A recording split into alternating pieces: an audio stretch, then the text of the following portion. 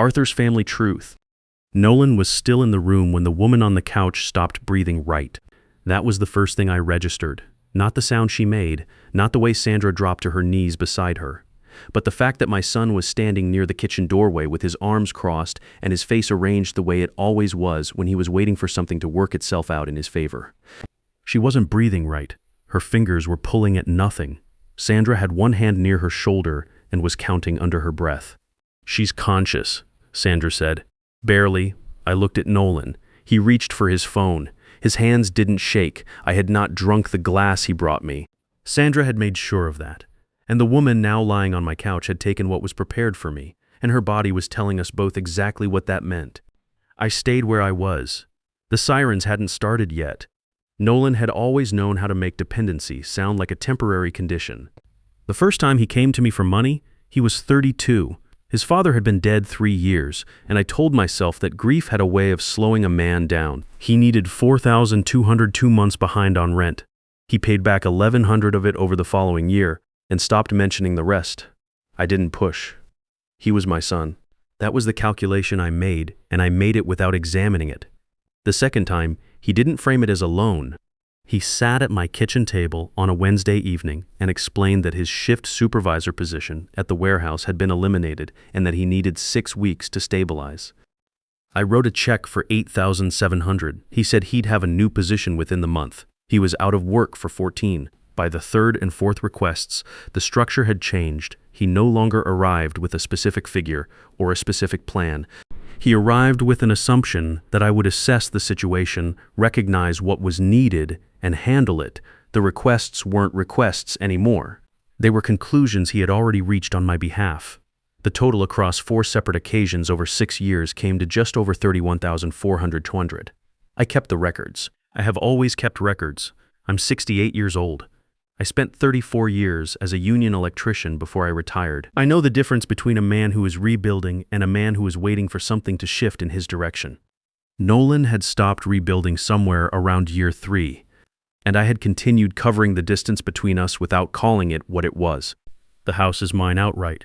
The deed carries my name alone, $347,000 assessed value.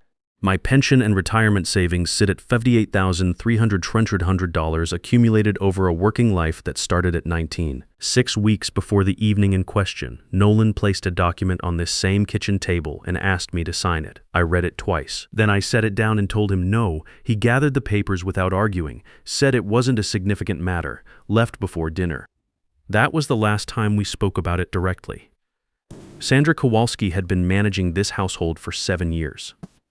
She came through a referral the year after I retired, when my doctor suggested consistent support given my blood pressure medication and cardiac maintenance routine. She is 52 years old. She handles medication schedules, prepares meals, manages the logistics of the house, and has been present for more of my daily life than any other person alive. The kind of trust that takes 7 years to build doesn't announce itself. It accumulates quietly, and you only understand its weight when something tests it. 11 days before the evening I'm describing, Sandra told me she hadn't been sleeping well. I asked why. She said she'd seen something that was sitting with her and that she didn't know what to do with it yet. She had come downstairs late one night, past 11, for water. The kitchen light was on. Nolan had let himself in sometime after I'd gone to bed. He was standing at the counter holding a small glass bottle. Clear. No label. He didn't hear her on the stairs. She watched him for a moment, then stepped back before he turned around. She hadn't told me immediately. She was telling me now because she said he had warned her, not long after I'd begun waking up unsteady and needed more rest in the afternoons, that if she ever raised concerns about him, I would assume she was confused or had reasons of her own for causing trouble. He had chosen those words carefully. He understood that I loved him. He understood what that word could be used for. The dizziness I had attributed to getting older. The mornings, my hands weren't reliable. The afternoons, I lay down and told myself I was simply slowing down. I had been adjusting my expectations of my own body downward, steadily, for several months. I understand now that something had been assisting that adjustment. I listened to Sandra until she finished. Then I told her I wanted the next visit from Nolan to proceed without her changing anything. "Stay close," I said. "Don't signal." She nodded once. She had been waiting for permission, not instruction. He arrived 4 evenings later, around 7. He moved through the house the way he always did, opened the refrigerator, checked the mail on the counter, adjusted the thermostat a degree without asking.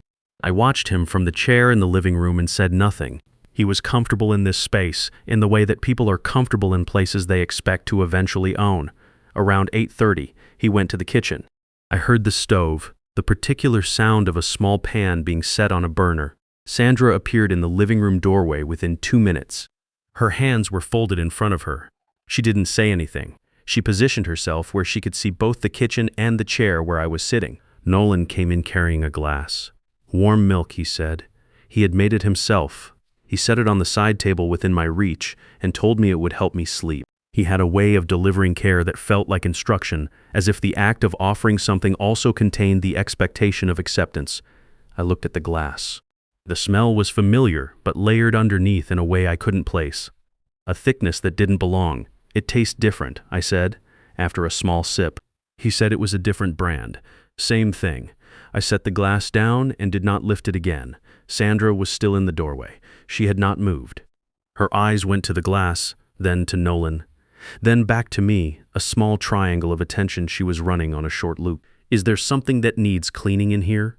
Nolan asked her. "Not yet," she said. "You can head out." "I've got my father." The way he said it, "I've got my father," landed differently than he intended, like a claim. "I'll wait," she said. Something passed between them in the silence that followed, old, unresolved, the residue of several months of watching each other without speaking directly. Nolan had been here enough evenings to understand that Sandra paid attention. Sandra had been here long enough to understand what he was doing with that information. I had seen the shape of this tension before without understanding its source. I understood it now. "Sandra's been with this household longer than most of our conversations," I said to Nolan. He didn't answer that. He moved the subject forward, the way he always did when a remark came too close to something he wasn't ready to address. He suggested I finish the glass before it cooled. I told him I wasn't thirsty. He said I'd been mentioning fatigue, that this helped. I said I'd mentioned it once and that he'd taken note of something I'd already let go of. He smiled. The practiced version held a beat too long. He picked up the glass and held it toward me. Not quite offering, not quite insisting. Something in the middle. I placed my hand over the glass. Light, firm. "I'll handle that," I said. He withdrew his hand. "You're being difficult. I'm being careful. There's a difference." He set the glass back down and stepped away, but he didn't leave the room. He stayed near the counter, watching me the way a person watches something they expect to change position. A few minutes later, his girlfriend came downstairs. She had arrived earlier in the evening. I hadn't been aware she was still in the house. She walked through to the kitchen. I heard the refrigerator open, then the sound of something being poured. Sandra's head turned toward the kitchen doorway, a small, involuntary movement. The container she had carried out of the room, the glass she'd taken when she cleared the table, she had set it on the kitchen counter. She had not poured it out. I understood this at the same moment I understood what the sound from the kitchen meant. What happened next happened quickly, a sharp intake of breath that didn't complete. Then a sound I won't try to describe accurately, involuntary, physical, not pain exactly, but the body registering something being done to it without consent. Sandra reached the kitchen doorway in the same second Nolan did. The woman was on the floor near the counter. Her body went rigid, released, then rigid again. "She needs air," Nolan said. "She needs help," Sandra said. "Call." Nolan reached for his phone. I watched his face while he made the call, steady voice, even pacing, no shaking. The call lasted 40 seconds. When he lowered the phone, he said, "She'll be fine. You're both overreacting." The woman's body convulsed again. "That's poison," I said. His eyes moved to me for exactly 1 second, then away. "You don't know that. You prepared what she drank. You pressured me to take it. When it went wrong, you didn't panic. That doesn't prove anything. It proves enough," I said. "The rest will prove the rest." I walked to the other side of the room. I took out my phone. "Who are you calling?" he asked. "People who keep records," I said. "People who don't protect the wrong person out of habit." Sandra was still kneeling on the floor, both hands steady now, voice low and even, talking the woman through each breath. She had moved from observer to anchor without breaking rhythm. 7 years of managing this household, this was simply the next thing that needed managing. The sirens came through the air outside. The room changed around them. Nolan stepped back, hands slightly raised, positioning himself the way a person positions himself when he wants witnesses to see that he isn't holding anything. I stayed where I was. I thought about the document he had placed in front of me 6 weeks ago. I thought about the 4 checks I had written over 6 years, each one a decision I had made out of love and called it faith. I thought about the mornings I woke up with unsteady hands and told myself it was the ordinary cost of 68 years. I had not drunk the glass. Sandra had made sure of that 11 days after she stood on a dark staircase and watched my son hold a clear bottle with no label and made a decision that I would not make for myself because I didn't yet know I needed to. The door opened. The room filled with people who had a job to do, and I let them do it. The paramedics moved quickly once they had her on the floor. I stood back and let them work. Nolan stood near the doorway, hands slightly open, face composed, the expression of a man demonstrating that he had nothing to do with what was happening in front of him. I had seen that face before. I had never understood what it was until now. Sandra remained close, answering questions when asked, her voice steady, her answers short and accurate. She did not look at Nolan. She did not need to. When the room cleared, paramedics through the front door, equipment packed, the sound of the ambulance pulling away, what was left was the 3 of us and everything that had not yet been said. "You don't have to make this into something it isn't," Nolan said. "I'm not making it into anything," I said. "I'm identifying what it already is." He spread his hands. "She drank something she shouldn't have. That's not on me. You prepared it," I said. "You brought it to me. You stayed in this room until I either drank it or didn't. That's not. When it went wrong, you didn't panic. I let that land." That's the part I keep coming back to. A man who had nothing to do with what happened would have panicked. He looked at Sandra. Something in his expression shifted, a calculation being run in real time. "She's been filling your head with things she can't prove. She hasn't said a word to me about tonight," I said. "She didn't have to." The room was quiet. "I'm 68 years old," I said. "I spent 34 years reading situations before I touched anything. I know what a man looks like when he's waiting for a specific outcome." Nolan looked at the floor, then at me. The practiced patience was gone now, replaced by something more direct. "I needed help," he said. "You know that. You've always known that." "I helped you," I said. 4 times over 6 years. Just over $31,400. I have the records." He said nothing. 6 weeks ago, you put a document in front of me," I continued. "I read it twice and told you no. And you left without arguing." I paused. "I've been thinking about that since." A man who genuinely believed he deserved what he was asking for would have argued.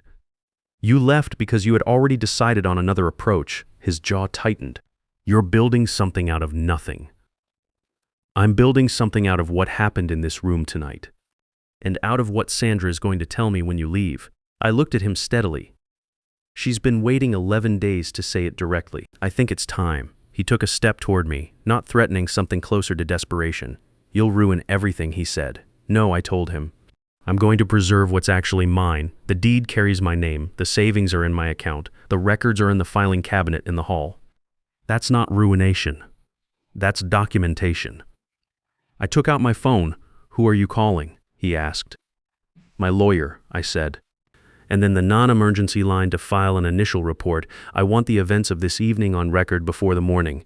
He was quiet for a long time. The calculation behind his eyes ran its course and found no favorable outcome. "I didn't mean for her to get hurt," he said finally. It was the closest he would come to anything real. I noted it and said nothing, because there was nothing useful to say in return. The ambulance had already taken her. The statement had already been made. What he meant and what he did were 2 separate matters, and only one of them was going to be relevant to anyone outside this room. He picked up his jacket from the chair by the door. "Don't call tonight," I said. "Don't come back without your attorney present." He left without answering. The door closed behind him. Sandra and I stood in the quiet for a moment. Then she went to the kitchen, and I sat down in the chair I had been sitting in an hour earlier, when this was still a situation I was managing in silence. "Tell me," I said. She came back from the kitchen with a glass of water for me, not herself, and sat in the chair across from the side table. The container she had preserved was wrapped carefully on the table between us, where I had placed it after the paramedics left. She looked at it once, then at me. "It started around 4 months ago," she said. "You began sleeping longer, waking up slower. I thought it was seasonal at first, the weather changes. You were staying up later, but the pattern didn't match.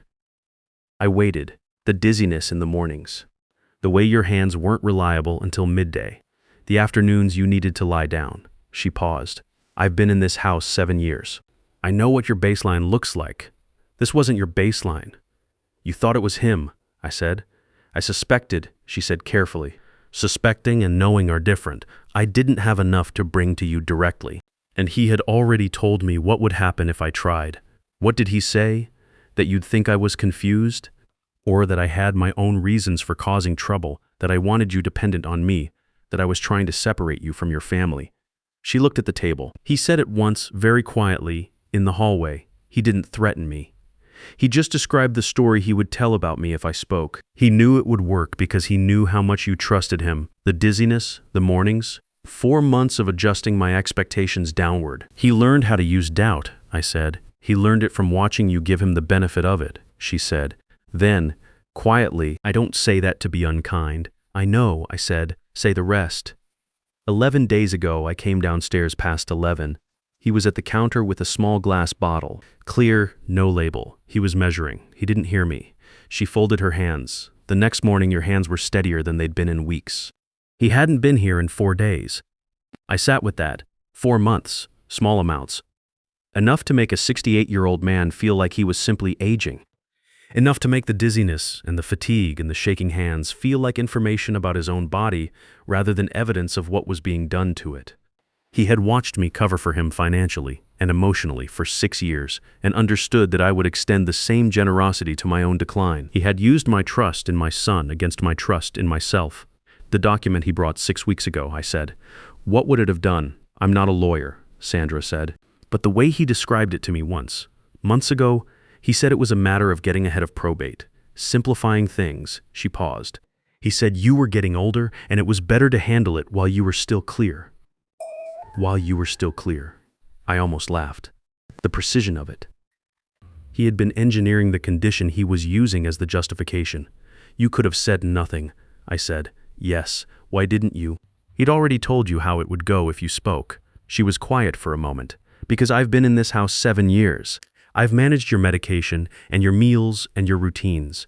I know what it looks like when you're well. She looked at me directly, and for 4 months you haven't looked like that. I was watching something happen to you that you couldn't see. I decided that whatever story he told about me afterward was less important than what would happen if I stayed quiet. The lawyer called the next morning at 8:15. I had already been awake for 2 hours. Sandra had coffee ready before the call came, and she set a cup in front of me without ceremony and took her own to the other end of the table, where she sat with a notepad she didn't end up needing. I walked through the events of the previous evening in order. The lawyer listened without interrupting. When I finished, he asked 3 questions. Whether I had preserved the container, whether I had documentation of the prior financial requests, and whether I had filed an initial report. The answer to all 3 was yes. The container is the priority, he said. Chain of custody matters. Don't move it. Don't open it. Keep it exactly where it is. I'll have someone there this morning. I understand. I said, this is going to take time. He said, these cases always do. But what you've described, the pattern, the document, the evening's events, the prior financial history, that's not nothing. That's a case. I thanked him and set the phone down. Sandra looked up from her coffee. She hadn't heard the specifics, but she had heard enough from my side of the conversation to understand the direction. The records, I said. I need to go through everything. The dates, the amounts, the checks, all 4 requests. I can help, she said. I know. I looked at the filing cabinet in the hall through the open doorway. I kept everything. I always kept everything. The deed to the house, the account statements, the retirement fund records, the 4 checks, each one with a date and a notation.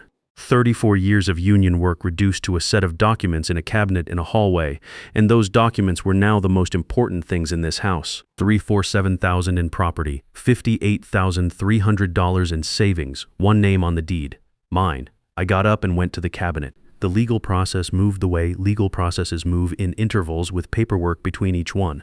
I learned not to track it by days. I tracked it by documents filed, by calls returned, by the steady accumulation of on-record statements that transformed a single evening into a pattern that had a beginning, a middle, and a logical conclusion. The container's contents were analyzed. The results were what Sandra and I had understood them to be since the night it happened. The prior financial records established the pattern. The refused documents 6 weeks prior established the timeline. The testimony regarding the prior 4 months, Sandra's, and eventually mine, once I understood more fully what I had been experiencing, established the method. He did not come back to the house. His attorney made contact with mine. That was how it proceeded from that point forward.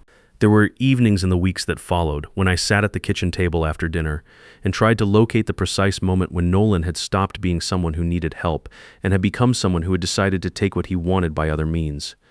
I couldn't find it. That was the thing about a pattern. It didn't have a single point of origin. It had accumulated across years of small decisions, each one individually defensible, until the accumulation itself became the truth. I had loved him. I still understood what I had loved, the boy he had been, the early years of his adulthood before the dependency had settled in and hardened. Loving someone and understanding what they have done are not mutually exclusive. I had spent enough years as an electrician to know that two things can be true in the same circuit simultaneously. What I had lost was an illusion I had maintained at considerable cost. What I had kept was the house, the deed, the savings, the records, and my own life returned to me by a woman who had stood on a dark staircase 11 days before everything broke open and made a decision about what mattered more. Sandra poured coffee for both of us on the morning the final paperwork was filed. She set 1 cup on my side of the table and kept one for herself and sat down without making it into anything larger than it was. I looked at the cup. To still being here, she said. To knowing who's actually in your corner, I said. We drank our coffee. Outside, the morning was doing what mornings in Ohio do in the fall, arriving gray and unhurried, indifferent to what had happened in the house the night before, or the month before, or across the 6 years it had taken for things to reach the point they had reached. The house was the same house. The deed was still in the cabinet. My name was still on it.